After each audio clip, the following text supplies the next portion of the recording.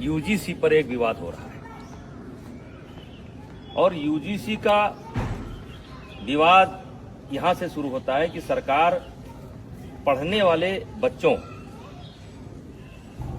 के बीच में जो सवर्ण बच्चों के द्वारा कभी कोई घटना घट जाती है उसको लेकर के दलित और ओबीसी बच्चों के संरक्षण के लिए एक कानून लेकर के आई है, जिसके कारण बड़ी भ्रामक स्थिति हो गई है और आज देश में बड़े पैमाने पर विरोध हो रहा है।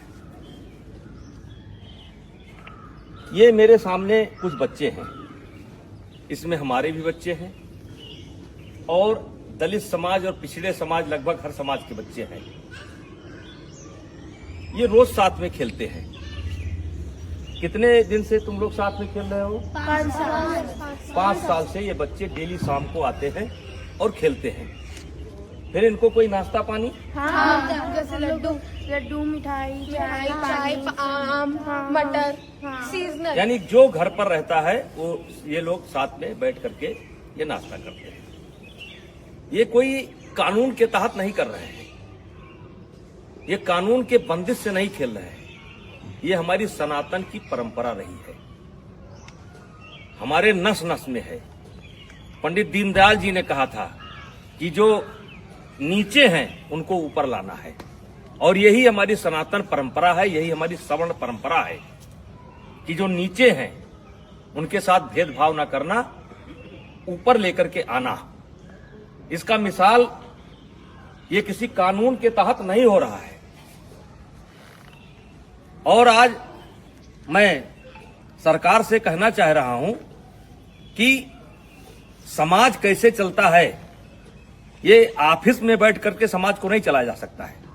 समाज को चलाना है तो गांव आइए और गांव में देखिए कि बिना भेदभाव के, बिना किसी जातीय रंग के एक साथ बच्चे खेलते हैं। कोई बच्चा किसी की जात नहीं पूछता है। क्या आप चाहते हैं कि भविष्य में इस घर के अंदर एंट्री दी जाए तो ओबीसी को न दी जाए? क्या आप चाहते हैं इस घर में एंट्री दी जाए तो दलित को न दी जाए?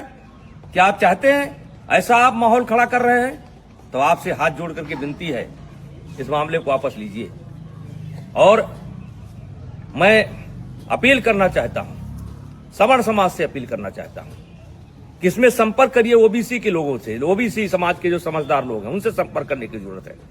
जो दलित समाज के समझदार बच्चे हैं उनसे संपर्क करने की जरूरत है और उनसे इसका विरोध कराना है, क्योंकि गांव में हम एक साथ रहते हैं। गांव में कोई शादी होता है, ब्याह होता है, हर आदमी का कोई ना कोई हक है, कोई ना कोई नेग है, हर तरीके से भागीदारी होती है। अभी मैंने सनातन कथा कराया, 1 जनवरी से लेकर के 8 जनवरी तक मैंने सनातन कथा कराया और जिसमें सदगुरु रितेश्वर महाराज जी ने कथा कहा। मैंने 52 जाति समाज के जो धर्म गुरु थे उनसे उद्घाटन कराया, उनसे एक एक वृक्ष लिया और मैं सनातन वाटिका बनाने जा रहा हूं। आपने तो कानून बना करके हमारे उस मिशन को स्वाहा कर दिया। आकर के आइए हम आपको दिखाते हैं कि कौन सा समाज ऐसा है जिसने उस कथा में भागीदारी नहीं की है, सहयोग नहीं किया है। तो ये कोई नई परंपरा नहीं है, ये हमारी सनातन परंपरा है, ये हमारी परंपरा रही है। इसमें कानून की कोई जरूरत नहीं है। हाँ, कोई बच्चा गलती करता है जो क्षमा करने योग्य नहीं है तो उसको आप सजा दीजिए। यदा कदा घटनाएं घट जाती हैं, सजा दीजिए, उसमें कोई विरोध नहीं है। लेकिन ये जो कानून है ये समाज में टकराव पैदा करेगा और इसीलिए आज कई दिन से मेरे ऊपर दबाव पड़ रहा था, बोलो बोलो बोलो। हमने कहा हम गांव में जाकर के बोलेंगे। ये बच्चों को मैंने जानबूझ करके इकट्ठा नहीं किया है, इसमें हर जात समाज के बच्चे हैं और एक रोज की बात नहीं, रोज खेलते हैं। और ऐसा केवल यही नहीं है, हर गांव में है। हर गांव में कोई क्रिकेट खेल रहा है, कोई कबड्डी खेल रहा है, कोई खो खो खेल रहा है, एक साथ पढ़ते हैं। वैसे भी इसके पहले आपने कानून बनाए, दलितों के ऊपर अत्याचार ना हो इसके लिए कानून बनाए। क्या दलितों के ऊपर अत्याचार रुक गया? महिलाओं के साथ अत्याचार ना हो उसके लिए कानून बनाए आप, क्या वो रुक गया? दहेज के नाम पर कानून बनाए आप, क्या वो रुक गया? रुका नहीं। दुरुपयोग ज्यादा होता है। जहां ऐसे कानूनों की समीक्षा की बात होनी चाहिए, अब पता नहीं किस मंशा से अधिकारी बैठ करके ऑफिसों में निर्णय ले लेते हैं। अब वो चाहते हैं कि ये बच्चे अगर दोस्ती करें तो जात देख करके करें, वर्ग देख करके करें। तो मैं इस कानून के पूर्णतः विरोध में हूं। अगर जरूरत पड़ेगी तो आंदोलन होगा, लेकिन आंदोलन में केवल क्षत्रिय नहीं होंगे, सनातन धर्म के मानने वाले सब होंगे, दलित भी होंगे, पिछड़े भी होंगे। ऐसे कानून की जरूरत नहीं है जो कानून हमको बांटता हो। ऐसे कानून की जरूरत नहीं है। तो कृपया हाथ जोड़ करके विनती है, मैं बहुत छोटा आदमी हूं, मैं जानता हूं कि इसका असर पता नहीं आप पर पड़े कि ना पड़े, लेकिन ये गांव ऐसे नहीं चलता है। अगर इस लोकतंत्र को जिंदा रहना है तो गांव में क्या हो रहा है इसको देखना पड़ेगा। ऑफिस में बैठ करके आप गांव को नहीं दे सकते। तो कृपया यह बंद करिए।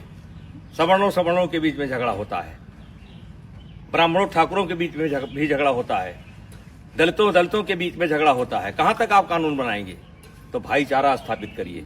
और ये जो कानून है ये समाज को फाड़ फाड़ कर देगा, और इससे आने वाले समय में देश का बहुत नुकसान होगा, राष्ट्र का बहुत नुकसान होगा, समाज बढ़ जाएगा। कृपया हाथ जोड़ करके विनती है, ऐसे कानून न लावें। कहने को तो बहुत कुछ इच्छा है, बोला जा सकता है, लेकिन बोलने की कोई आवश्यकता नहीं है। इस कानून से ये बच्चे बढ़ जाएंगे, ये जात देख करके दोस्ती करेंगे। कितने साल से आते हो तुम लोग? 5 साल से आते हो। और कुछ नाश्ता पानी मिलता है? हैं? खेलते हो? तो मैं जो लोग भी लेकर के आए हैं उनसे कहना चाहता हूं कि ये कानून आपका समाज में भेदभाव पैदा करेगा और ये बच्चे बढ़ जाएंगे, और ये देश के लिए अच्छा नहीं होगा। और मैं इस कानून में, वैसे मैं एबीपी का बयान देख रहा था, संतुलन की बात की गई है। इस कानून में संतुलन नहीं है। आपने एक पक्ष को अपराधी बना करके खड़ा कर दिया है, और वकील का भी मौका नहीं दिया कि इनका वकील कौन होगा। तो जो गलत करता है उसको सजा मिलनी चाहिए, चाहे क्षत्रिय समाज का हो, चाहे ब्राह्मण समाज का हो, चाहे किसी समाज का हो, वो सजा का हकदार है। उसका कोई समर्थन नहीं करेगा, हमारा कोई समाज समर्थन नहीं करेगा। लेकिन आप ये बच्चों में भेदभाव मत पैदा करिए, स्कूलों में भेदभाव मत पैदा करिए। और मैं फिर अपील करना चाहता हूं, दलित समाज के बच्चों को, जो पढ़े लिखे बच्चे हैं उनको अपील करना चाहता हूं, ओबीसी समाज के बच्चों को अपील करना चाहता हूं। ये देश हम सबका है, और इस देश में सौहार्द बनाए रखना हम सबकी जिम्मेदारी है। तो कृपया ऐसे कानून का समर्थन न करें। धन्यवाद। ठीक है।